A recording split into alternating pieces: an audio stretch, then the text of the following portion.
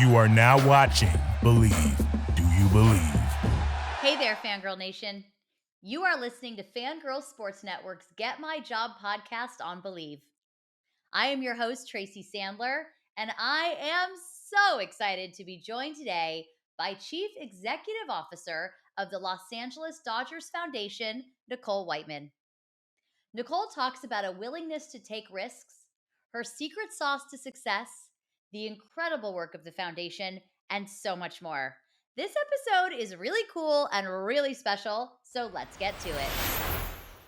Nichol, thank you so much for joining me for the Get My Job podcast. I have been so excited to talk to you for so long, so welcome so much to the pod.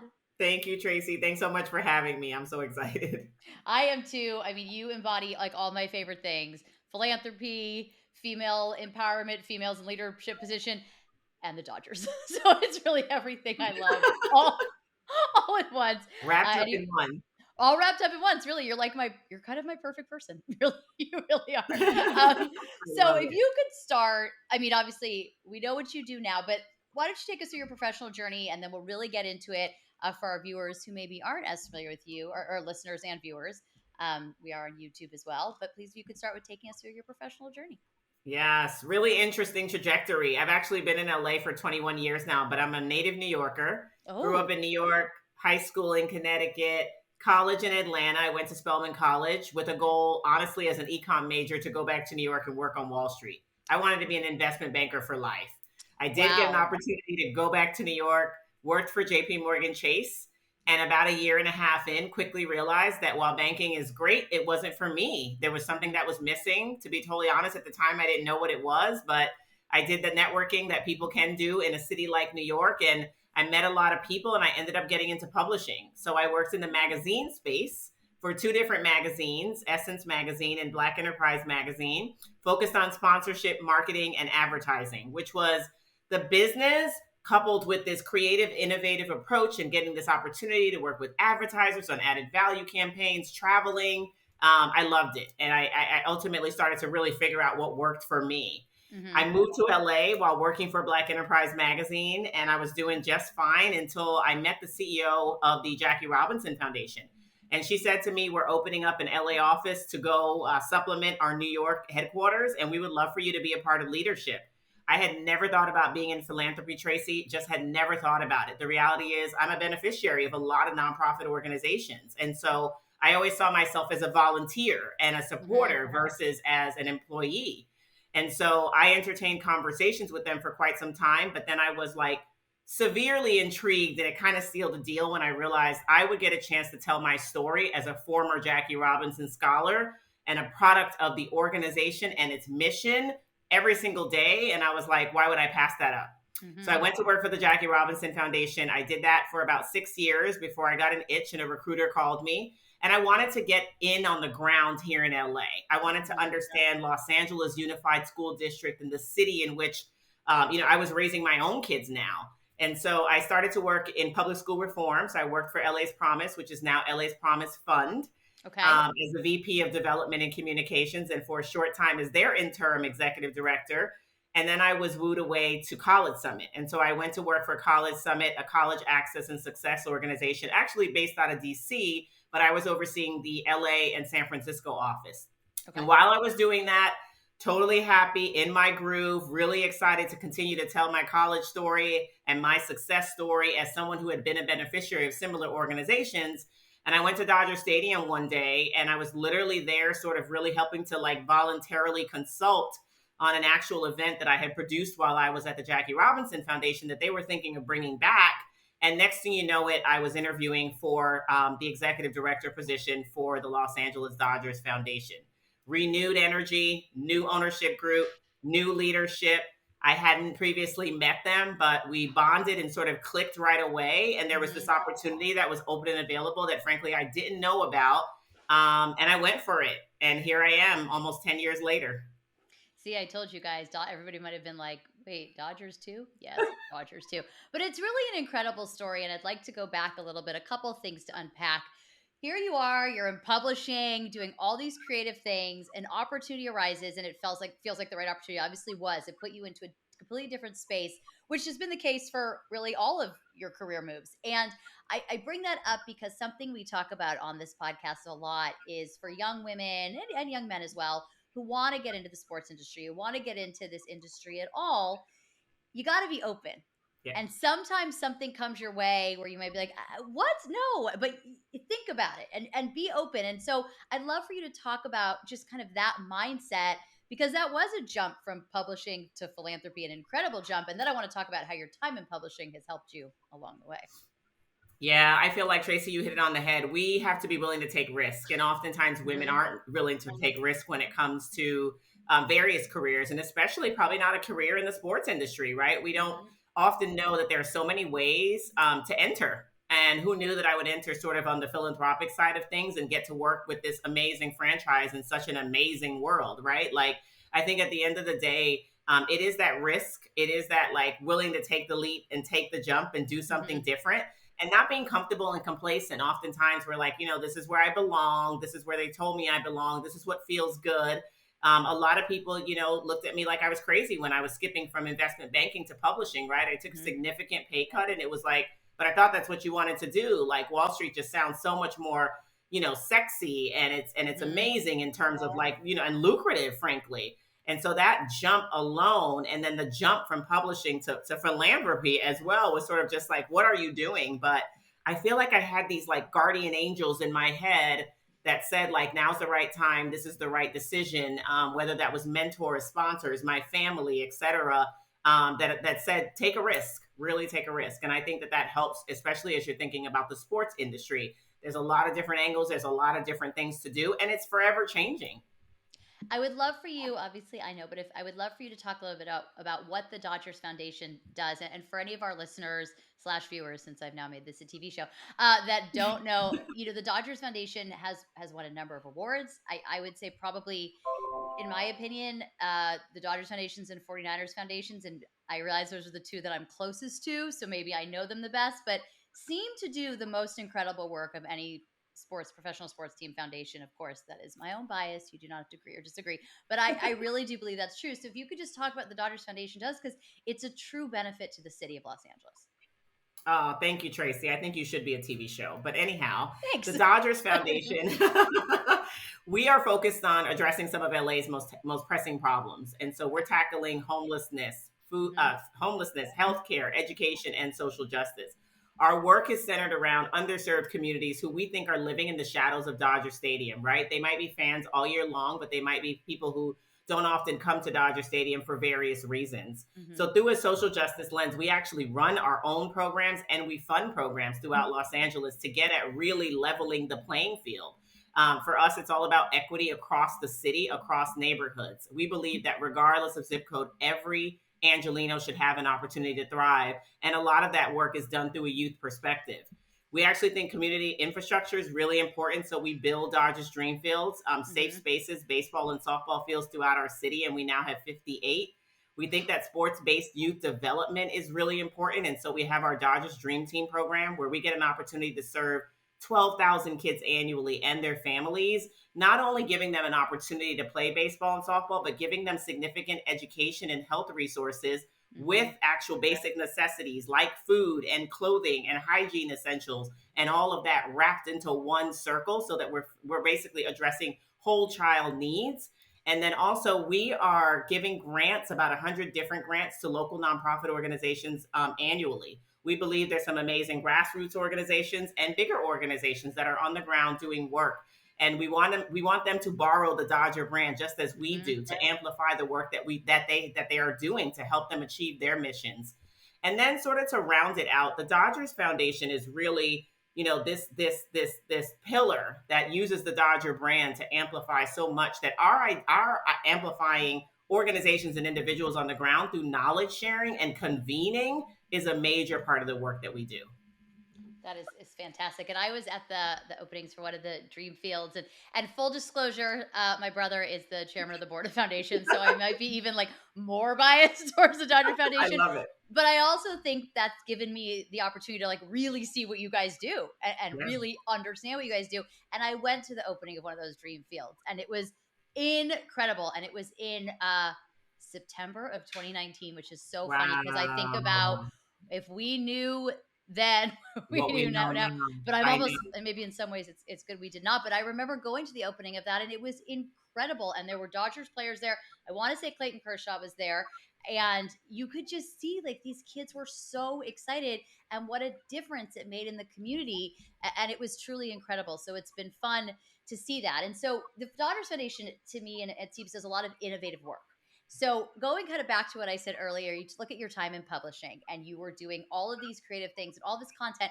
Kind of how has that helped you to come to philanthropy and a foundation from a different lens? Yes, I think it's so important. People often ask me, should I study nonprofit management? Should I just like focus on that in college? And I actually believe that coming at it from this business lens and from this publishing lens, marketing, sponsorship, all those things have been, this is my melting pot. This is my melting pot of all those experiences. I tell people all the time, running a nonprofit is running a small business. At the end of the day, you are truly focused on operations. You're focused on programming. You're focused on fundraising, right? That's sales, that's product, and that's operations. Like they're one and the same. And so I think it's really important that I come to this experience with the skills that I've come with. We have to do marketing. We have to do advertising. Like all of those things roll up into what a successful nonprofit can be, right? If your back end is sustainable, it makes all the sense, and it gives you the ease, frankly, and the efficiency and the comfort to be able to serve the community and do the programs that you want to and support the organizations that you want to. So I feel like those experiences have all lent themselves so nicely to what I'm doing today. Again, it's like nonprofit leadership. You're talking about even managing a team of people, right? So even my teams that I've worked with and peers from across different jobs that I've had in the past, and even leading various teams in various ways, I bring all of that to this experience. And so I feel like the lens from which I've had to approach it, especially innovatively when you think about publishing, it all applies here. And let me tell you, it applies heavily when you are hit with the pandemic and you have to innovate and you have to decide, hey, how do I raise money now and we're not in person? Oh, we're going to do cardboard cutouts in the seats at Dodger Stadium, and we're going to raise millions of dollars. When you have to innovate and adjust and figure out, how am I going to serve the people that we've served all year long in person in prior years? I'm going to move to virtual programming. I'm going to do food distributions. And so I think all of my prior experiences, they prepare me to sort of like shift in the moment, pivot in the moment, and really just innovate and create accordingly as the business requires. And frankly, in this case, as the community needs. My dogs had cutouts at Dodger Stadium, and I just made me so I happy. love it. And I would say to them, because I would watch, especially during the pandemic, and there weren't as many games, but also what else were we doing? Like I was watching Dodger games every day, though anybody who knows me knows I still watch Dodger games every day, but that's a whole other thing. But I would say to the dogs, I'd be like, you guys, you're there. You can see it happening. But I thought that was genius. And I thought the pet portion was genius. And that is something that I think was very innovative. But you talked about obviously raising money during a pandemic. And I want to talk about the gala because it's coming up, and I want people to know about it. But there's a couple ways you guys raise money, and there probably maybe even ways I don't know about. There is the Dodger Foundation Gala, which I'm going to have you talk about more about. At the stadium, there's the lottery where you buy a lottery ticket and the winner gets half and the foundation gets half. So that's a huge source of fundraising that was gone when no one could go to the stadium but cutouts. Yes. Was there a point, and you probably had to recover from it quickly, but was there a point where you're like, what are we going to do at a time when people need us most, really? Yeah. I think there was no nonprofit that didn't have that point during the pandemic where you stopped and were just like, what is happening? What are we going to do? Is all of this pivoting and adjusting that we do going to measure up? Is it going to equal up? Are we going to be able to sustain ourselves and keep it moving? The reality is, you hit it on the head. The gala and our 50-50 raffle are our two largest fundraisers. Oh, yeah, I called it a lottery. We do in-stadium fundraising where it's fine. Same thing. We have sellers that fans can see throughout the game, and literally half the jackpot goes to a lucky winner, and then we keep the other half and we support local organizations with that money. And so really tough, right? Because you're sitting back now saying, okay, what are we going to do? We also, during games, we do a number of things. We have online auctions. We sell retail items from our home-based kiosk in center field. So we have these in-stadium, one-off sort of pop-up fundraising things every now and then, sometimes silent auctions and buy now things, autographed memorabilia from players. But then in terms of events, in addition to the gala, we do a big run every year. So we have about 12,000 runners come out to Dodger Stadium in fall. This year in August, August 13th, we're doing our Sunset Run. We have some smaller events. We partner with Dodgers All Access, which is an event put on by the LA Sports and Entertainment Commission to raise money for the foundation as well. And then we actually write grant proposals, and we get dollars from foundations, corporations, and then individuals obviously contribute to us as well. So we raise dollars a number of ways. During the pandemic, we had to really focus in on raising dollars from individuals, corporations, and foundations, people who were really seeing the value of what we were doing and knew that we had doubled down during that time. We were intense in our relief efforts. We were not letting up. We were showing up for our community. And so we did rely on, Dodger fans. We relied on just philanthropists throughout the country, frankly. Corporations, stepped up and said, we want to be there with you. And so they supported and donated. And then to the point we made earlier, right, we had to get really creative when it came to things like fan cutouts. Interestingly enough, we won a World Series during the pandemic. And so the opportunity to also do a virtual gala and give out or auction off World Series rings was also an opportunity for us. So we looked for every opportunity and said, we're going to capture this, and this is how we're going to raise money to continue to support local communities. And the virtual gala was amazing. And I know people that became like a little bit of a thing, but it was great. And I loved how you took, like, John and Vinny's would, for those of you who were not there, yes. John and Vinny's would drop off, like, make your pizza and the cocktails, and someone virtually yes. telling you how to make it. And it was everybody LA. Like, John and Vinny's is a very LA thing, and it's become a part of the city and the yes. community. And that was just, it was brilliant. You had Dave Roberts involved. You had a lot of the players involved on a Zoom on a Friday night. And yes. it was a very smart way to do it. And it was still really fun. But this year. I love that you say that. Oh, yes. Good. Oh my God, I had a blast. I mean, I had an absolute blast. I do this every Friday. This was amazing. With all the Zoom fatigue in the pandemic, you get worried, right? It was like February of 2021, and we're like, are people over this Zoom thing? Do they not want to do this fundraiser? Do they not? But we were pleasantly surprised. And to your point, it was about making people feel like safe and trusting and knowing that the Dodger brand, whether we're in stadium or not, we're still wrapping our arms around everyone and encouraging people to give back, because a lot of people were really suffering during that time. And, it was cool. It's so funny. It's interesting with the Zoom fatigue, but you guys did in a way that was different. And there's something really cool. You log into a Zoom, like, as a Dodger fan, and there's Dave Roberts is on the Zoom with you, and yes. Justin Turner is on the Zoom. And it brings it even like more, you really feel even very more connected. Different. Like, yes. Oh yeah, here we're all like, that idea we're all in this together was yes. really cool. So that yes. was fun. Agreed. But this year, wow. You're welcome. This year, yes. Very excited. I want yes. you to tell, so excited I almost broke my pen. I want you to tell everybody the Foundation Gala back in person, the Blue Diamond Gala. I'll let you announce who's performing. Oh my God, I'm so excited. But yes, we are 3.5 weeks away from welcoming 2,500 of our closest friends and family to Dodger Stadium for our intimate Blue Diamond Gala. That kicks off, the night kicks off with a blue carpet with celebrity appearances. All of our players, our full roster. Our guests enjoy a 2-hour pre-party. This year we have DJ D Nice actually spinning in our pre-party for 2 hours. Really excited about that. Dinner, cocktails, flowing bars, everything. And then all of our guests are actually transitioning to center field. And on the field, Jennifer Lopez will perform a concert. We are so excited.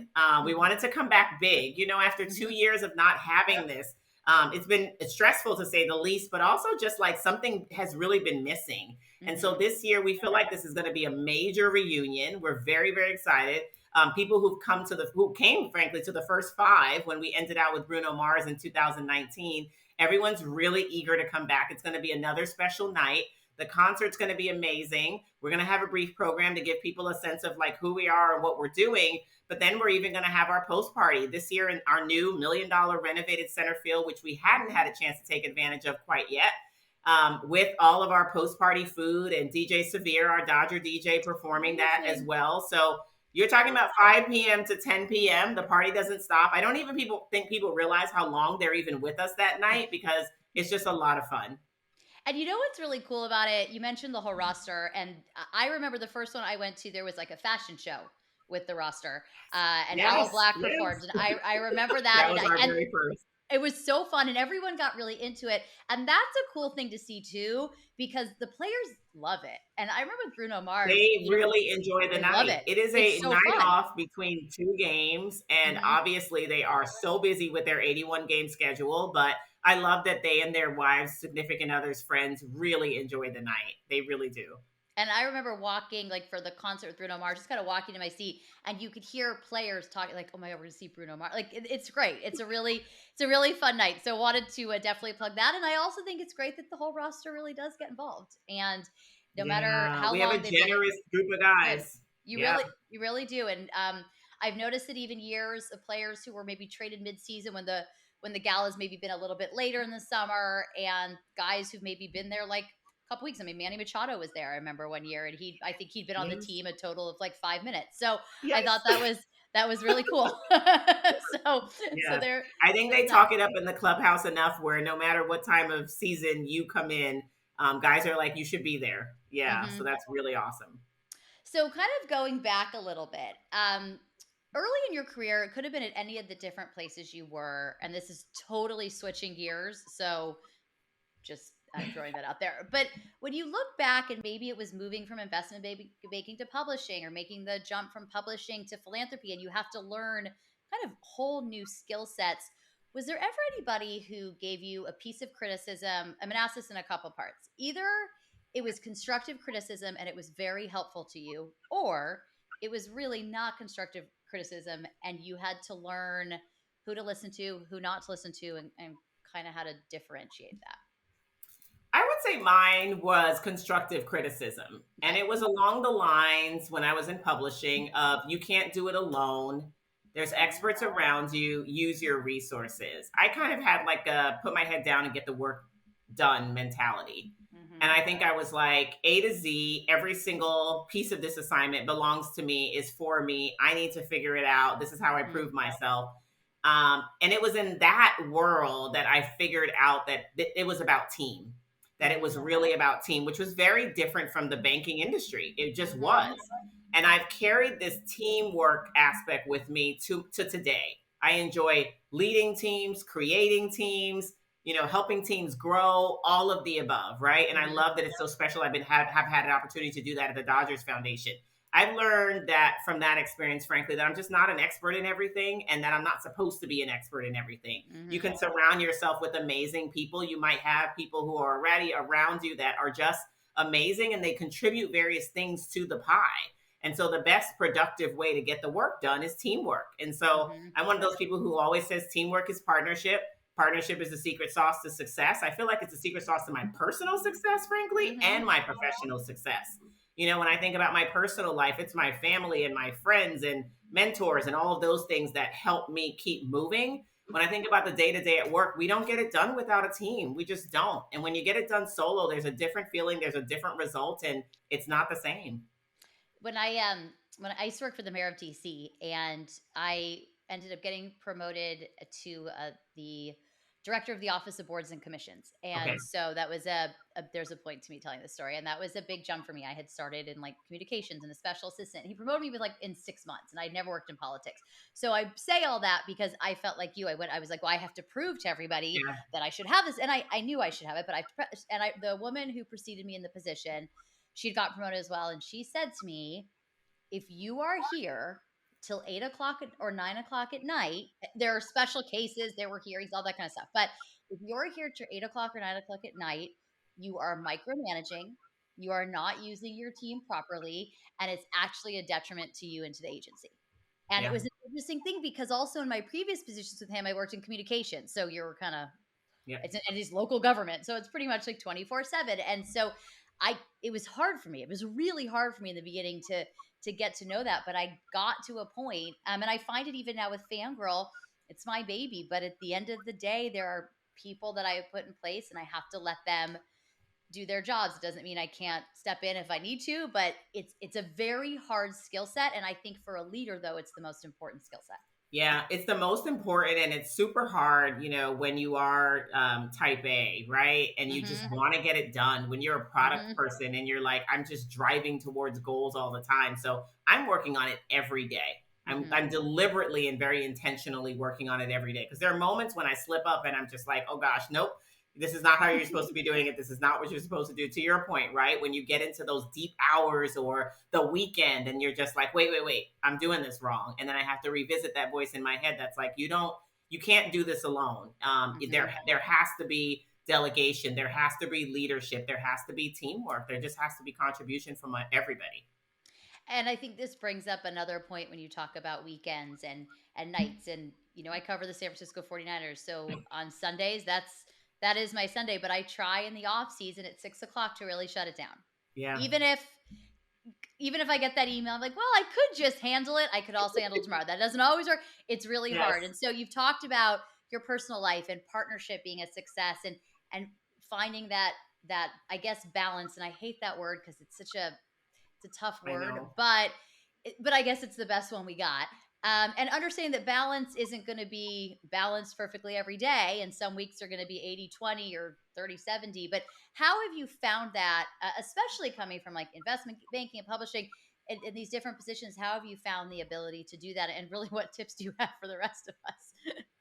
Man, so I am like, what does balance mean? Balance is such a hard word. I feel like you have to make decisions and choices daily on what you're going to prioritize and what's just not a priority today. And I have to be super intentional about that. As a mother and a wife and then a leader in the professional setting, every single day could be completely bonkers if I don't take control of it. Every day could be completely bonkers if I have not also taken a moment to like re-energize and a moment for myself, and I don't think about self-care. What am I, when people always ask the question, what would you tell your younger self? I would tell my younger self to take care of myself, because you're no good to anybody else if you don't, right? So for me, balance is actually knowing when I need to stop and literally re-energize. And that could be taking a walk or run. That could be going to the beach. That could be girlfriend time. That could be husband time. That could be kids time. Like, I literally have to intentionally balance, intentionally make choices to shift as appropriate, right? Like, I think, as a mom, you end up realizing like when your kids really need you. And so there's just some things that I've said, hey, these are non-negotiables as far as like professional versus personal are. And so you got to set these boundaries in this weird way, but it's very hard because, to your point, I could work all day long, 24/7, 365 days a year if I allowed myself to. But that would be terrible. That'd be terrible for my kids, my husband, and the whole world, right? So and for you, I think I'm really still, for you. Yeah, it would. There you go. I'm still working on this thing called balance, but I feel really awesome to have people in my life who are just like, you need to stop, or you need to pivot, or you can't do that, or you must not do that, or whatever it might be. To your point, sports is hard. This is an industry where it's moving and things are happening. And especially when you're in season and you're in a season like the baseball season, right? We're doing community work 365 days a week. Our impact is 365 days a year. During the season, it's amplified 10 times over because we have this audience to essentially raise more money from, this audience to tell more of our story to. And so we have to take advantage of that. So we're talking about between April and, thank goodness, with this amazing team that we have, it could go through November. And so you're very much like, wait a minute, what off season? And so, yes, you have to be intentional in the off season to say, this is when I've got to like slow down, pump the brakes just a little bit, because I know it's going to come back up and the cycle is going to get crazy again. So it's about kind of like really paying attention to and pre-planning for those cycles. But also, I generally feel like every single day I wake up with like, I have to set my priorities and make choices for today, so that there is some kind of balance. Well, it's important for everybody. I mean, as you mentioned, your family, for you, for your coworkers. But I like the idea too of kind of waking up and making those choices, because you can have an overarching plan for the season. You can have an overarching plan for the week, but you can wake up on Tuesday morning and everything is different. So I think having also the flexibility to kind of recalibrate a little bit on what the priorities for the day, really are. Absolutely. So how have you seen over several years, because you were at the Jackie Robinson Foundation, so I still consider that part of sports and all of these things, kind of how have you seen opportunities grow and change for women in sports, and how do you feel we can still improve? So I think we have a long way to go, just looking at the number of women versus men. But I do think that we've had some significant improvement. I feel like for a number of reasons. Number one, I think that sports teams have put a new lens on diversity, equity, and inclusion. And so they're really thinking about pipelines. They're thinking about hiring. They're thinking about professional development to frankly retain women. And I also think we like literally have more women's sports teams. I mean, even when I think about LA and Angel City, right? We have this opportunity where we can see ourselves in the business a bit more. We can see ourselves in the sports a bit more. And I think that's really helpful. The increase in women in the leadership ranks or executive ranks across sports teams is honestly also tremendously helpful, whether that's on the baseball operations or basketball operations or football operations side, or it's in philanthropy, or it's on just the business side of things. That helps us to see ourselves in the business. And I think that's also helped bring more women to the business.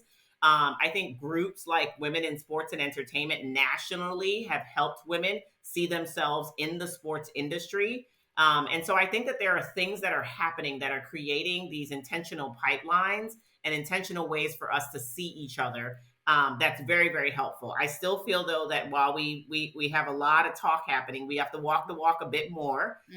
We have to go and get what we say we want, so that our sports teams, our franchises, our front offices can look quite diverse when it comes to male versus women. I think that we bring something quite unique to the table that's really important, empathy in sports, and will be important moving forward.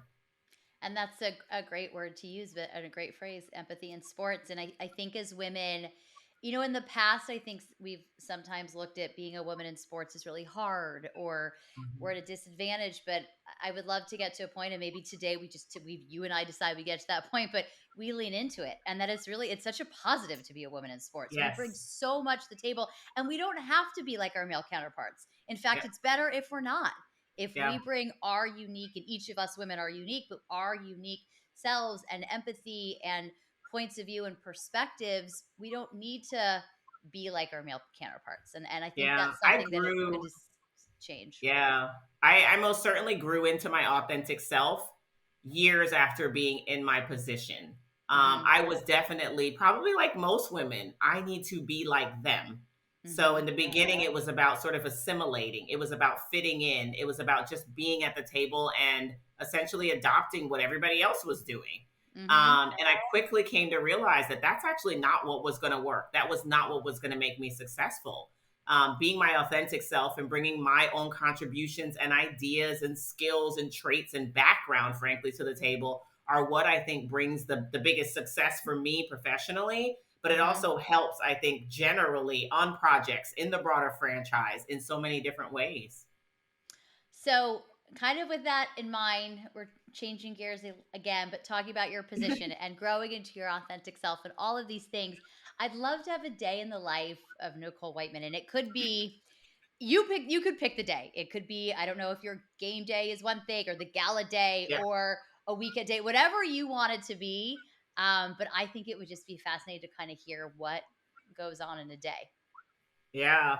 I'm actually going to pick today. This is pretty Great. crazy, right? Just to give you a sense, right? I got up this morning. I get up pretty early in my house because I mentioned I have two sons. One is 18. He'll be 19 in the fall, and he's off to college in August. And so we're preparing for graduation this weekend. So I've got a lot on the plate, welcoming people in town.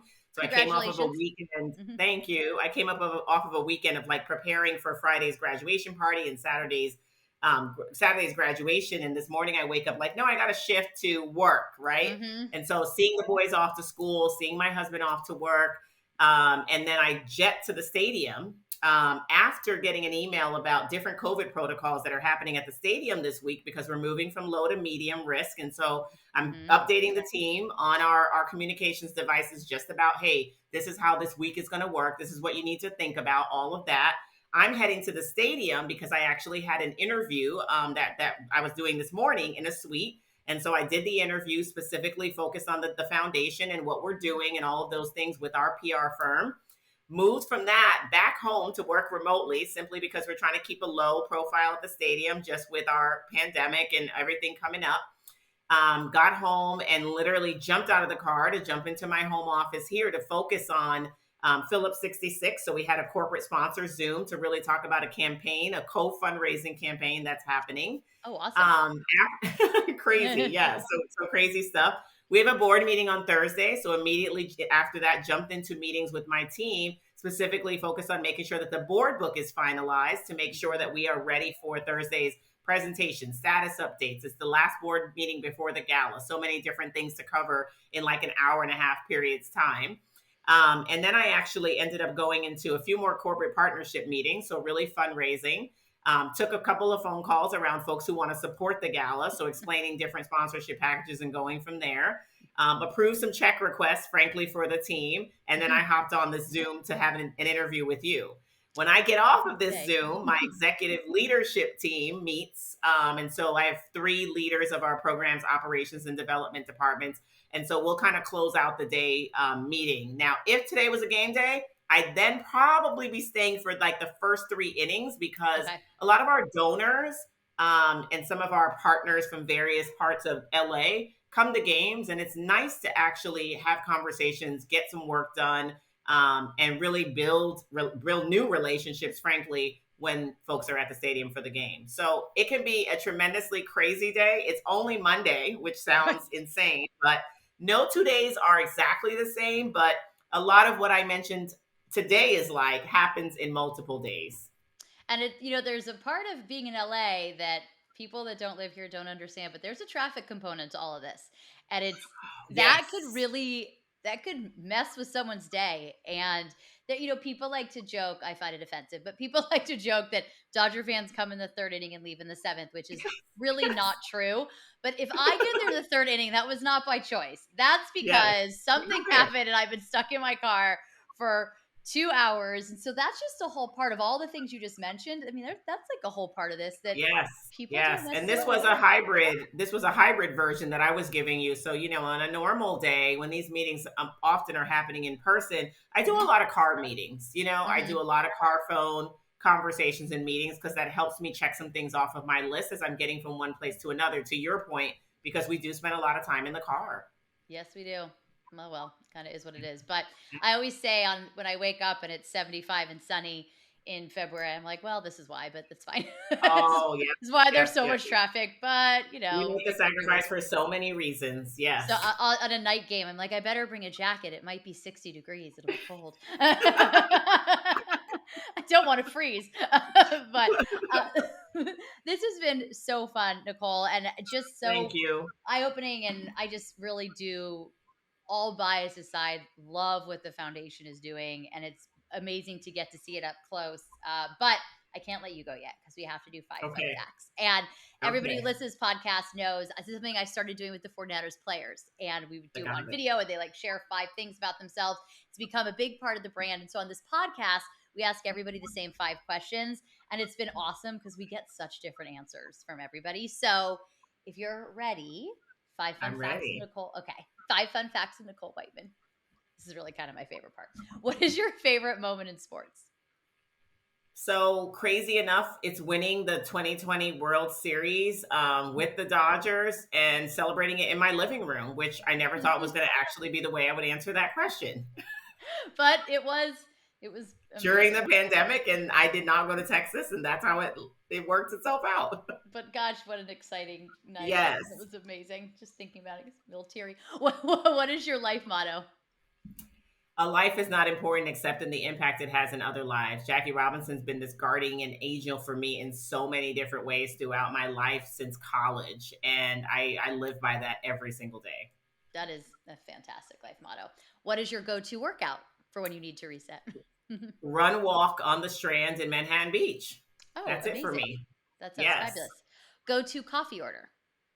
So I don't drink coffee, which is like, people are like, oh my God, you don't drink You're coffee. You're not our first, though. You're not our first on this podcast. And I have to say, every time I do this, I have this voice in my head that says, go-to coffee or tea order. And because I'm such a coffee drinker, it just comes out as go-to coffee order.